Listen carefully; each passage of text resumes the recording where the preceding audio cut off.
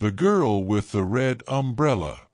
In the rainy little town of Elmsworth, nestled between green hills and whispering forests, lived a girl named Clara Wells. She was 12 years old. Clara didn't talk much. She had big, thoughtful eyes and a soft voice. She liked to watch quietly, as if the world was a silent movie only she could see. But what made Clara unforgettable was her bright red umbrella. She carried it every day, rain or shine. It had a smooth wooden handle and scalloped edges. When it got wet, a beautiful floral pattern appeared on the fabric. It looked magical, like it had stories hidden inside it. Though old and faded at the tips, it felt like it belonged to another time. Clara was different from other children.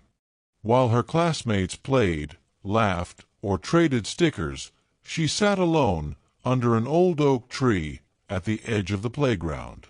She kept her red umbrella open, even on clear days. There she read thick, dusty books filled with forgotten stories and fairy tales. She didn't have many friends, not because she was unkind, but because she seemed to live in another world, a world full of dreams, quiet winds, and invisible rain. Then came Max Holloway. Max was new in Elmsworth. He had just moved from the city with his mom after his parents' divorce. Max was loud, curious, and full of energy. He talked to everyone, asked lots of questions, and often forgot to raise his hand in class. But Max was also kind, truly kind. On his first day, Max noticed Clara sitting alone with her red umbrella open, even though the sky was bright and blue. He walked over and said, "Hi. Why are you sitting under an umbrella? It's sunny." Clara looked up calmly. Rain doesn't always fall from the sky. Max blinked. What does that mean? Clara closed her book. Sometimes the rain is around you, even if you can't see it. She smiled, a small smile, like a flicker of candlelight. That was the beginning.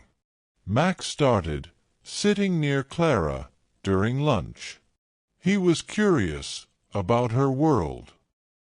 He asked about her books, the pressed flowers in her notebook, and the little stories she scribbled in the margins of her homework.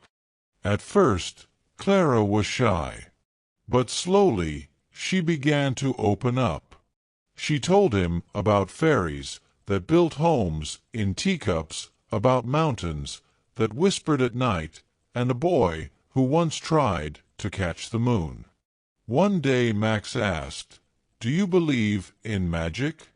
Clara replied without thinking, "Only the quiet kind. The kind without wands or spells." Max didn't understand everything, but he always listened. And Clara loved that. As autumn turned to winter and snow began to cover Elmsworth's cobbled streets, their friendship grew deeper. They shared cocoa from thermoses, invented secret games, and passed silly notes in class. The red umbrella became more than just shelter. It became their secret meeting place, their little world. But then Clara didn't come to school. One day, then another, then a full week. Max asked the teachers. They said she was sick, but he felt something was wrong. He walked past her house every day. The garden was untidy, lights were dim, and the red umbrella was missing from the coat rack.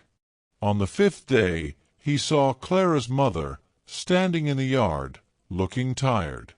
He asked gently, "Is Clara okay?" She gave a soft smile. "She's resting. Thank you for asking." 2 weeks later, Clara returned. She was thinner, quieter.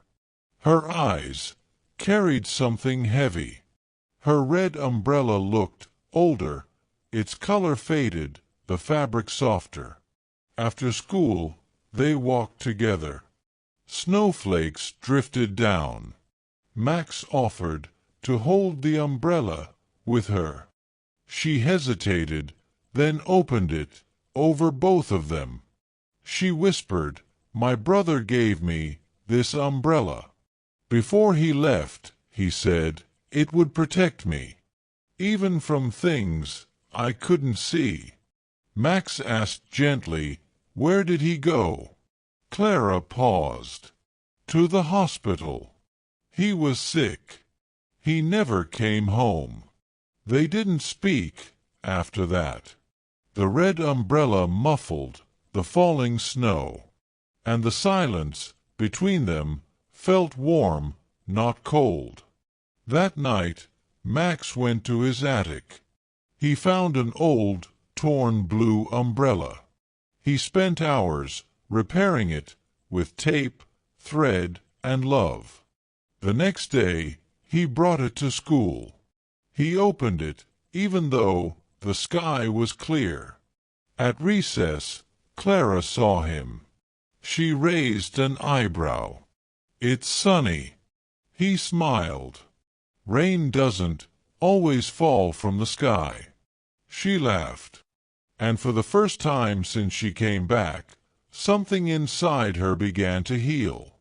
From that day, Clara and Max walked the halls of Elmsworth together, she with her red umbrella, he with his blue one. They became best friends. People began to notice. The librarian gave them extra borrowing time. The art teacher, Mrs. Carter, invited them to paint their umbrellas for the school festival. Clara painted stars and feathers. Max painted waves and birds. Clara started joining more things: poetry club, storytelling groups. Her voice, once quiet and unsure, became bold and steady. Max also changed.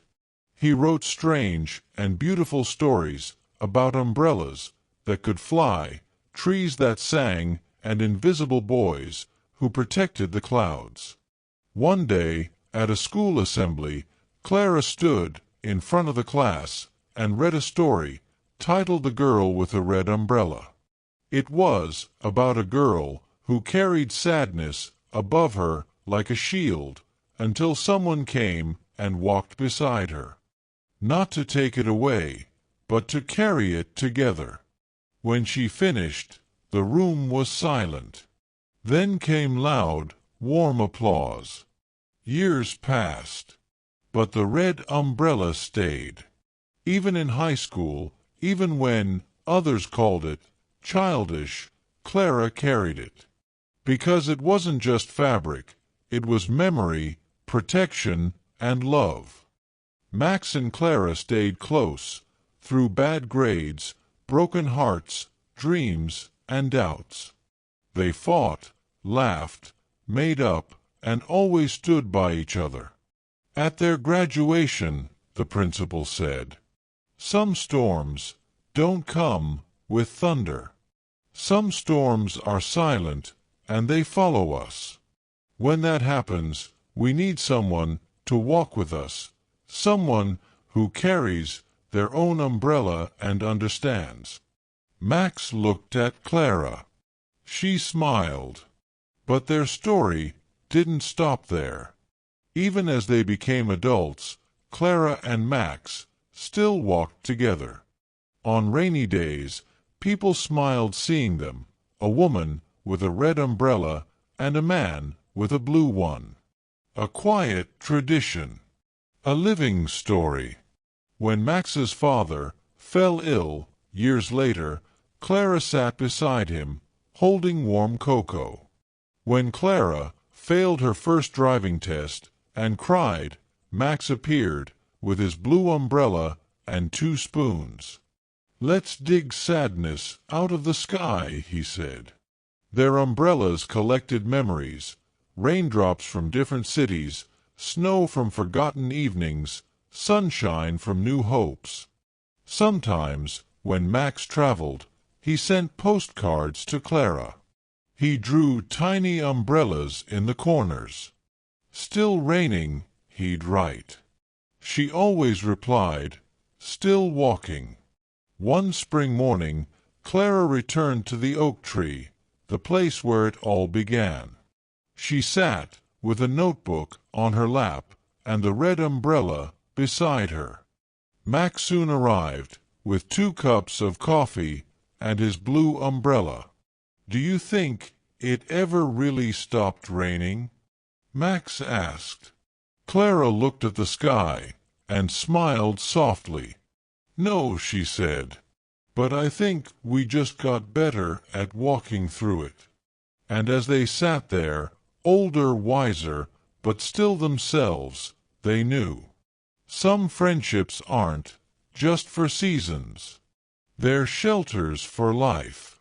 Today, if you visit Elmsworth, you might hear stories about the girl with the red umbrella and the boy with the blue one.